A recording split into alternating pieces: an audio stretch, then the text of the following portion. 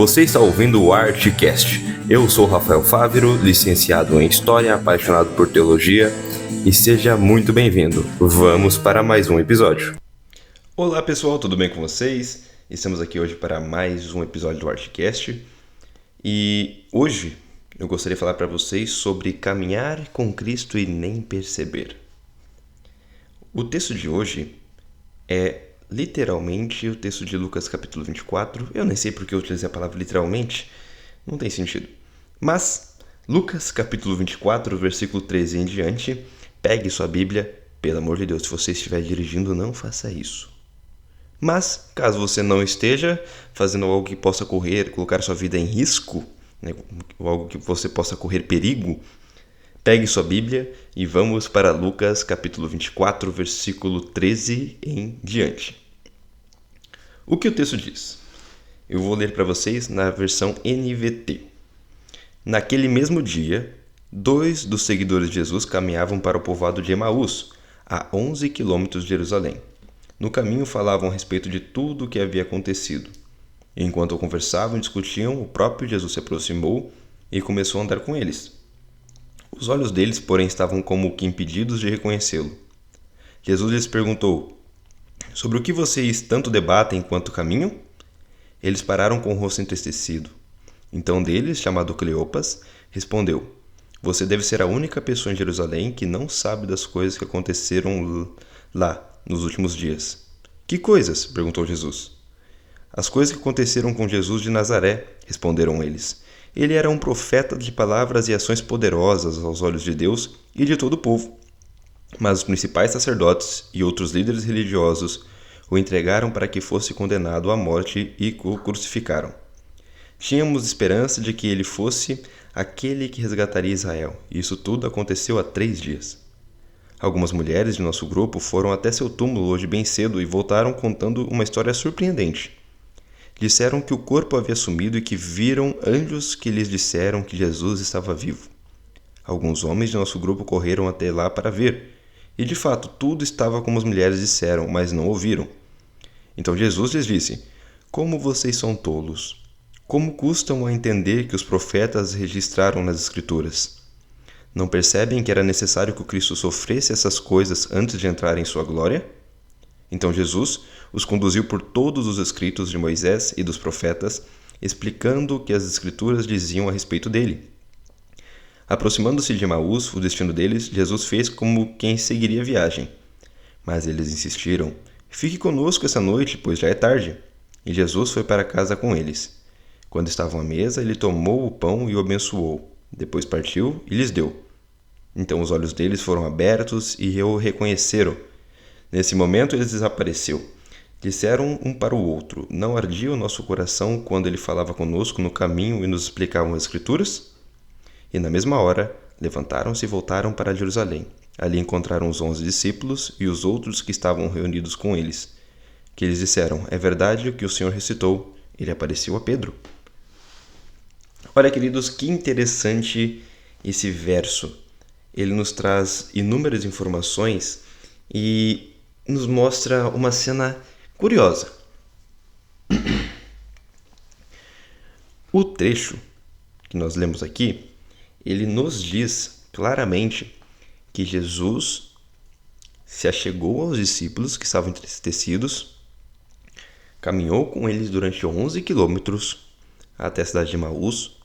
Se eu não me engano, no trecho da Almeida Revista Atualizada, ele fala que são 60 estádios, que na conversão dá 11 quilômetros. Por isso que a versão NVT ela é uma versão de simples leitura. Mas Jesus, ele andou com eles durante 11 quilômetros. Conversou com eles durante todo esse período. Se a gente pegasse aí que a cada 2 quilômetros dá para andar meia hora, aproximadamente eles andaram 5 horas com Jesus. 5 horas e meia, 6 horas. E em nenhum momento, até chegarem em Emaús, até Jesus partir o pão com eles não reconheceram Jesus em nenhum momento. Andaram com Cristo e nem perceberam. O que traz algumas análises interessantes é que muitas das vezes a tristeza, as emoções, as coisas da vida, o que se passa em nossa mente pode perturbar de tal fato a nossa percepção espiritual que nós ficamos como impedidos de ver Jesus, de reconhecer a Cristo estando ao nosso lado, mesmo que em carne e osso, como no caso dos discípulos de Emaús. Então, a tristeza deles era tamanha que eles foram incapazes de ver a Cristo. Tapava-lhe os olhos. E muitas das vezes, para conosco, isso acontece. As preocupações do dia, a tristeza, a ansiedade, aquela vontade de tudo acontecer, ou até aquela indignação de que por que, Senhor, tais coisas acontecem, muitas das vezes isso fecha os nossos olhos e nós não conseguimos ver a Cristo. Mas o interessante é que Jesus não se falou, olha, eu sou Jesus, vocês estão loucos. Jesus não fez isso. O interessante é que dentro do ramo de gerenciamento, atualmente eu trabalho como gerente de uma rede de hotéis, tendo uma equipe considerável. Quando a gente precisa corrigir um funcionário, pelo menos dentro da minha filosofia, eu prefiro mostrar para ele o porquê aquela coisa deve ser feita do jeito que nós fazemos e não de um outro jeito. Mostrar o porquê, explicar para que ele compreenda. Desse modo, o funcionário compreende o que precisa ser feito e a partir de então ele provavelmente não errará, pelo menos não do jeito que errou naquela execução, naquela ação que ele deveria ter tomado. Cristo não chama a atenção dos discípulos de Emaús, mas ele prefere mostrar, eu vou deixar meio claro aqui, ele prefere mostrar para os discípulos o que as Escrituras diziam a respeito dele. O chamar a atenção que eu falo aqui é dar um esporro, falar, olha, eu sou Jesus, você está louco? Eu ressuscitei. Não, ele prefere, olha, vocês são tolos. Vocês não se tocaram até agora do que as Escrituras falaram sobre o Messias? Calma aí que eu vou te mostrar. Vocês vão entender o porquê aconteceu o que aconteceu com o Messias. Então Jesus começa a transpassar as Escrituras. Quando a Bíblia aqui cita que ele falou sobre de Moisés até os profetas, é uma expressão idiomática ali que referencia a Bíblia Sagrada. Então Jesus pegou basicamente a Bíblia do seu tempo, que nós conhecemos como o Antigo Testamento, e começou a falar para eles, basicamente de Gênesis a Malaquias. Eu vou usar essa terminologia aqui, só para facilitar para nós. Pegou e passou por todo o Antigo Testamento falando sobre tudo o que a Bíblia falava sobre o Messias. Pegou ali para Gênesis 3, quando Deus fala para Adão e Eva que o descendente dela pisaria a cabeça da serpente, e a serpente lhe feriria o calcanhar. Pegou, por exemplo, Isaías, capítulo 53, Miqueias, entre outros livros da Bíblia que vão falar sobre o Messias. E Cristo começou a explicar para eles. E 5 horas de caminhada é um período bem interessante para poder entender bem o assunto.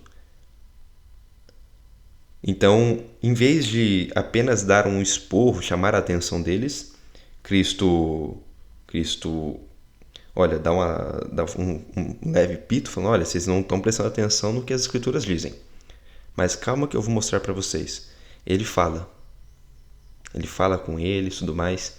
E a partir deste ponto, a conversa foi tão boa que mesmo eles não reconhecendo que era Jesus, que quando eles chegam em Emaús, Jesus faz como que se fosse passar em diante.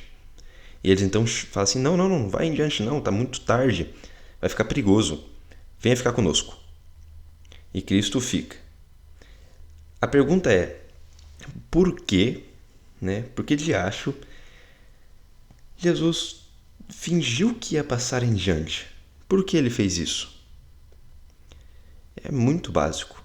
Cristo só fica com quem quer que ele fique. Cristo não fica no lugar à força. Cristo não é inconveniente. Ele só vai estar no seu lar, por exemplo, se você o convidar. Ele só vai estar na sua vida se você o chamá-lo para estar na sua vida. Ele só vai viver contigo se você quiser que ele viva com você. Ele não força. Quem força é Satanás. Então Cristo, ele faz como se fosse passar adiante para que os discípulos, dentro de seu coração, o convidasse para dentro. E quando Cristo estava para ceiar com eles, eles percebem que era Jesus. E neste momento, ele some. E então, quando eles percebem que Jesus Cristo realmente havia ressuscitado, a reação deles nos leva a refletir que o cristianismo está tomando um caminho muito torto e que nós não estamos vivendo, pelo menos, a fé como deveria ser vivida.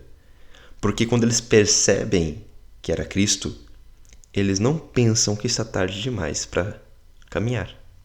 Eles não pensam que é perigoso.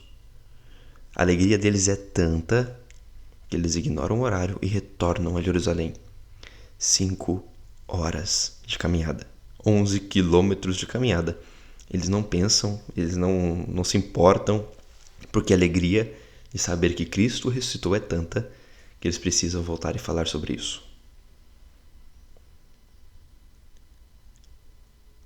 O Evangelho tem trazido para você esse sentimento? Porque quando nós falamos sobre o Evangelho, vem muitas coisas na cabeça. Sobre guardar a lei, se batizar, entre outras coisas. Mas o Evangelho, na sua essência, a essência do Evangelho é uma. Cristo veio ao mundo, nasceu numa estrebaria, de uma mulher virgem, viveu entre os homens, morreu por todos nós. Mas mais importante que isso, ele ressuscitou.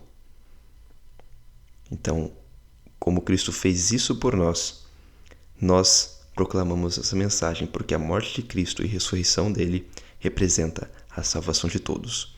Essa é a mensagem do Evangelho. E os discípulos de Emaús ficam tão felizes, tão animados, que ignoram o perigo, ignoram as dificuldades. Eles voltam para Jerusalém para proclamar isso. E nós temos ignorado as dificuldades do dia a dia para falar sobre o nascimento, a vida, morte e ressurreição de Jesus? Nós temos feito isso? Independentemente da sua placa de igreja, isso não é importante. Placa é apenas uma placa. Mas nós, como cristãos, seguidores de Jesus, temos vivido com tal alegria, falando da vida de Cristo, que Ele veio por nós, que Ele é o nosso Salvador, que Ele é o nosso Redentor. Nós temos falado, enfatizado isso para as pessoas. Essa tem sido a nossa vida? Então, por que eu trago essa história e por que eu estou falando com vocês sobre essa história? Porque essa história nos mostra que a vida cristã atual, ela tem levado em estado o que João escreve a Laodiceia.